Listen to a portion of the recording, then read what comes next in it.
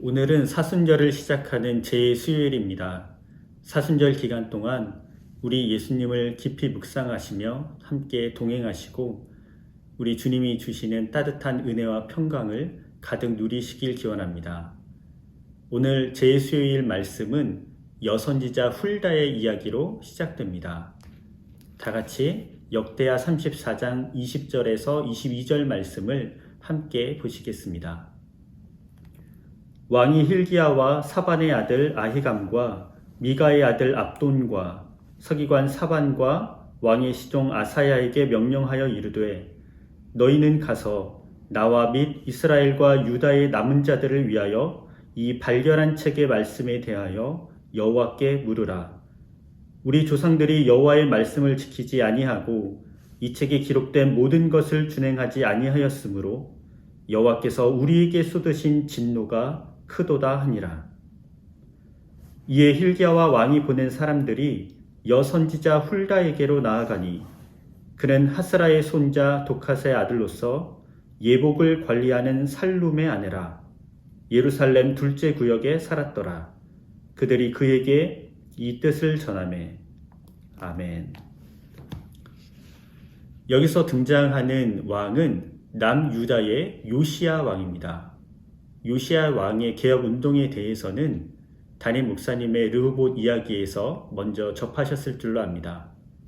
제가 간단히 다시 말씀드리면 요시야 왕 제위 18년에 요시야 왕은 성전 수리를 명합니다.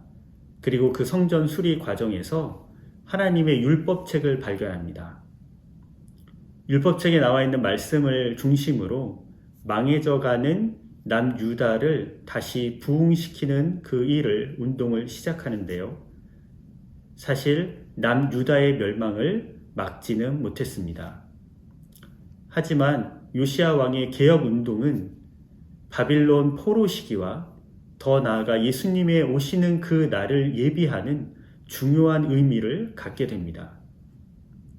요시야 왕의 개혁 운동을 함께한 사람들이 성경에 등장하는데요. 그 중에서도 가장 중요한 역할을 했던 사람 중에 하나가 여선지자 훌다입니다. 요시야 왕은 하나님의 말씀을 받고 자기의 옷을 찢으며 안타깝고 애통하며 통곡합니다. 그리고는 이 하나님의 말씀이 아직도 유효한 말씀인지, 그리고 이 말씀에 따라서 어떻게 해 나가야 하는지, 망해져가는 심판을 받을 수밖에 없는 이 남유다에 희망은 있는지를 알기를 원합니다. 그것을 확인하기 위해서 요시야 왕은 자신이 믿는, 신뢰하는, 그리고 믿음이 있는 궁정과 또한 성전에서 일하는 5명의 대표단을 꾸립니다. 대제사장인 hil기야를 필두로 하여서 이 5명의 대표단은 여선지자 훌다에게로 나아갑니다. 그 당시에는 이미 예레미야라는 대선지자가 활동하고 있었고 스바냐 선지자도 활동하고 있었습니다. 그런데 왜 그들은 여선지자 훌다에게 나아갔을까요? 그리고 훌다에게는 어떠한 권위가 있었기에 그러한 일을 감당할 수 있었을까요? 여선지자 훌다의 남편인 살룸은 예복을 관리하는 사람이라고 오늘 본문에서 이야기합니다. 그 당시 사회 상황을 본다면 살룸뿐만 아니라 살룸의 가정 전체가 이 일을 감당하여 있을 것이고 또한 그 중에 중요한 역할을 이 훌다가 했을 것으로 보입니다. 그들이 예복을 만드는 과정을 상상해 봅시다. 중요한 사람들, 지위가 높은 사람들의 예복을 만드는 것이었기 때문에 그들은 정성을 다해서 준비하고 제작하였을 것입니다.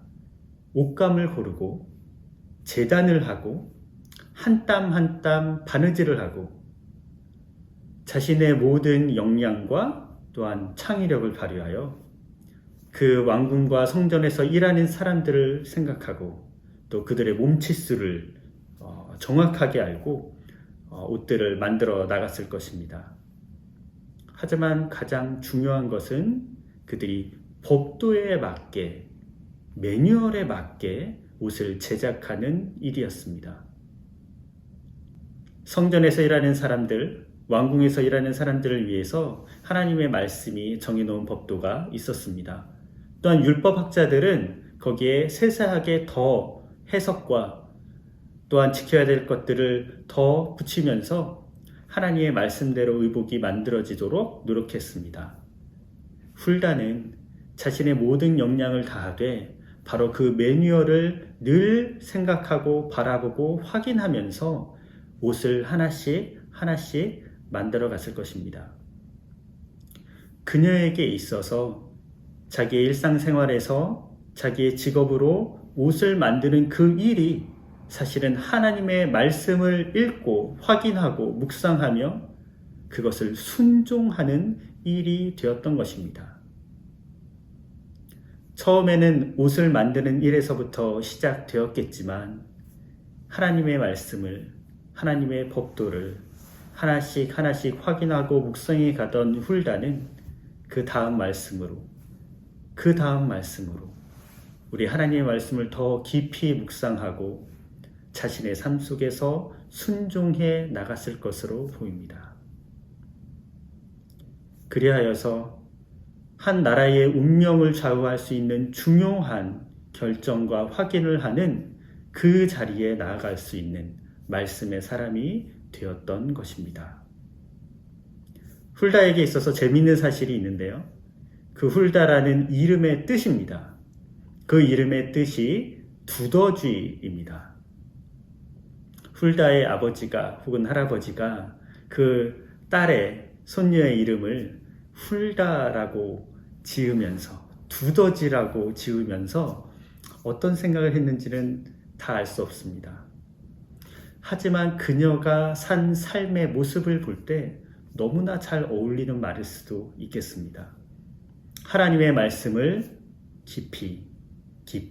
더 깊이 묵상하고 그것을 순종해 가며 그 말씀 안에 자신의 삶의 자리를 마련한 사람. 훌다라는 이름이 너무나 어울리는 사람이었던 것이죠.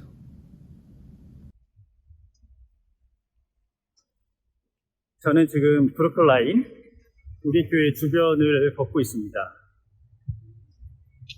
오늘 본문 말씀을 보면 훌다가 말씀의 권위자가 될 수 있었던 두 번째 이유가 등장합니다. 훌다가 살고 있었던 곳이 예루살렘 둘째 구역으로 나옵니다. 예루살렘 둘째 구역은 어떤 곳이었을까요? 예루살렘 둘째 구역은 요시야 왕의 증조 할아버지인 히스기야 왕 때 조성된 곳입니다. 신도시라고 하면 많은 사람들이 기대에 차 있을 수 있는데 실상은 아수르에 의해서 나라가 멸망한 북이스라엘의 유민들과 삶의 터전을 빼앗긴 남유다의 많은 난민들이 함께 살아가던 곳이었습니다. 훌다도 그러한 유민들의 후예였을 가능성이 있고요. 최소한 그녀는 그러한 방랑민들, 나아가 나그네의 삶을 살 수밖에 없었던 사람들과 함께 나그네로서 살아가던 사람임에 틀림없습니다.